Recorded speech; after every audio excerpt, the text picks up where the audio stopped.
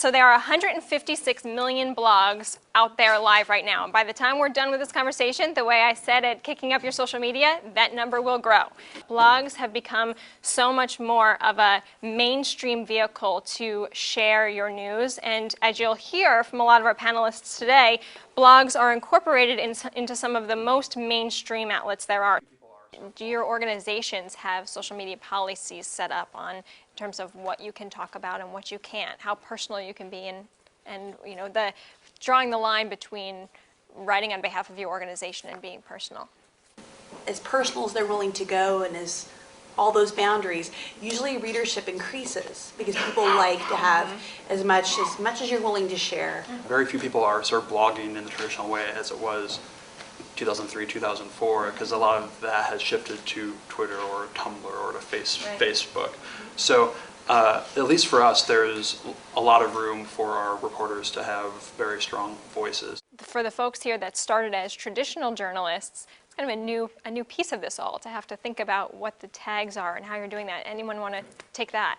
So I just brought in the IT guy, you know, and he's your classic IT guy, and he just pointed to, like, look at the hits that this one got. You know, you wrote this article about this restaurant, you had a keyword in it, 500 people read it. You wrote this one, it didn't. You know, 50 people did. And that just shifted the game, because at the bottom of the day, people do want their thing read. So they still do clever titles, but they think more about keywords, and they look in the Google Analytics to see what would have been a better keyword to use. Do you use Twitter feeds as a method by which to push out some of your reporting, or do you use them more reactively in watching trends happen?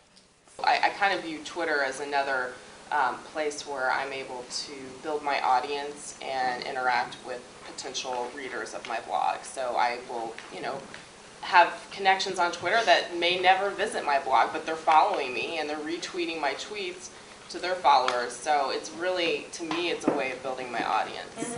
How many of you tweet? I'm curious. So the hashtag and all that, I mean, those things are essential in terms of trends. You know, if you have a particular focus area, you want to figure out which hashtags you should be using and actively following, and that way, I mean, you'll always be able to keep up on the trends in your particular area of interest. I remember, maybe it was a year or 2 years ago, when there was a big kind of uprising from mommy bloggers who took a stand and said, we are not here just promoting free product. We're not just looking for stuff and promoting it for you. Yeah. So tell us about the kind of ethics of being a mommy blogger, the kinds of things you like to focus. I know you're very much focused on sharing good information with your community, but go ahead and talk about that a little bit. It's grown just because it's a niche, and I think that's important with all different sectors of online writing, because now there's just so many voices out there that you need to find a niche. And I think mom blogging is one of those, because you're going to have your audience. So just finding your niche audience and speaking to them.